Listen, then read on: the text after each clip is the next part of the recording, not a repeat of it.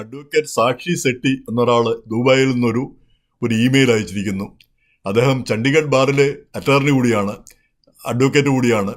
അപ്പോൾ അദ്ദേഹം പറയുന്നത് കേരളത്തിലെ മാധ്യമങ്ങളും പിന്നെ എക്സൈസ് വകുപ്പും ഒക്കെ കൂടെ കൂടി കേരളത്തെ നാറ്റിച്ചുകൊണ്ടിരിക്കുന്നു. പ്രധാനപ്പെട്ട കാരണം കഞ്ചാവ് കേസും അതുപോലെയുള്ള കാര്യങ്ങളും എല്ലാം സെൻസേഷണലൈസ് ചെയ്ത് അവർ വാർത്തയാക്കുന്നു, റിപ്പോർട്ട് ചെയ്യുന്നു.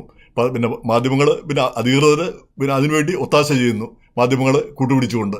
അപ്പോൾ കേരളത്തെ ഇവർ നാറ്റിച്ചുകൊണ്ടിരിക്കുകയാണ്. ഈ കേരളം ലഹരി മരുന്നിൻ്റെ ഹബ്ബായി മാറിയിരിക്കുന്നു. കേരളത്തിലെ ചെറുപ്പക്കാരെല്ലാം നശിച്ചുകൊണ്ടിരിക്കുന്നു. എല്ലാവരും കഞ്ചാവ് അടിക്കുന്നവരും അല്ലെങ്കിൽ MDMA കഴിക്കുന്നവരുമാണ്.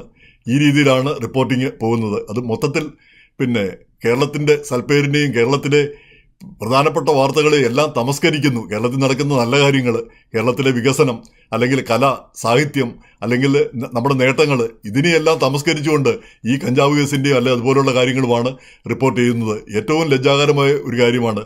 അദ്ദേഹം എഴുതിയിരിക്കുന്ന 1-2 വാചകം ഞാൻ വായിക്കാം. അദ്ദേഹത്തിൻ്റെ അമർഷം: I am fuming with anger and frustration every time I see Malayalam media pumping 95% drug-related garbage, posts, reels, YouTube, Facebook, only about drugs and MDMA, which you keep confusing with methamphetamine. And it is fucked up that you are effectively advertising these poisons to innocent viewers. അങ്ങനെ പോകുന്നത്. എന്നിട്ട് അദ്ദേഹം demand ചെയ്യുന്നതാണ്: stop sensationalising drug reports and miseducating the public. Silently coordinate with experts and law enforcement instead of turning every case into a headline. പിന്നെ verify every drug related പിന്നെ term you publish. ഇങ്ങനെയുള്ള കുറേ കാര്യങ്ങൾ അദ്ദേഹം demand ചെയ്യുന്നുണ്ട്. വളരെ വളരെ അർത്ഥവത്വം ഒരു മലയാളി അല്ലാത്ത ഒരാൾ വേണ്ടി വന്നല്ലോ ഈ ഒരു സത്യം തുറന്നു പറയാമെന്ന് എനിക്ക് അതിശയം തോന്നിപ്പോയി. നമുക്കാർക്കും ഇത് തോന്നിയില്ലല്ലോ. എനിക്കാണെങ്കിൽ ഈ എക്സൈസ് വകുപ്പ്, ഈ കേരളത്തിലെ ആദ്യം പിരിച്ചുവിടേണ്ട 2 വകുപ്പുകളാണ് എക്സൈസ് വകുപ്പ്, വനം വകുപ്പ്.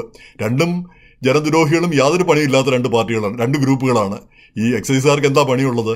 ഈ വല്ലപ്പോഴും ഒരിക്കൽ ഇങ്ങനെ 4 ഗ്രാം കഞ്ചാവ് പിടിച്ചു എന്ന് പറഞ്ഞ്, അല്ലെ ഓടിച്ചിട്ട് പിടിച്ചു എന്ന് ഷൈൻ പിന്നെ പറഞ്ഞ വാർത്ത ഉണ്ടാക്കുക, ഇതാണ് അവരുടെ പരിപാടി. അവർ ഷൈൻ ടോം ചാക്കോ പിന്നെ മയക്കുമരുന്ന് കഴിച്ചുകൊണ്ടിരുന്നു, അല്ലെ കഴിച്ചു. അപ്പോൾ അദ്ദേഹം ചെന്നപ്പോഴത്തേക്ക്, എക്സൈസുകാർ ചെന്നപ്പോഴത്തേക്ക് ഇദ്ദേഹം ഓടിപ്പോയി എന്നാണ് പറഞ്ഞത്. എന്നിട്ട് പിന്നീട് പോയി ഹാജരാകുകയും ചെയ്തു. അപ്പോൾ ഒരാൾ വിഷം കഴിച്ചുകൊണ്ടിരിക്കുമ്പം പോലീസ് ഓടി വന്നിട്ട് നീ വിഷമാണോ കഴിക്കുന്നത് എന്ന് ചോദിച്ച് പോലീസ് വരുമോ? എനിക്കറിഞ്ഞുകൂടാ അതിൻ്റെ ഒരു സാങ്കത്യം എന്താണെന്ന്. എന്തായാലും ഇത് കേരളത്തെ നാറ്റിക്കുന്ന ഒരു പ്രസ്ഥാനമായി മാറിയിട്ടുണ്ട്.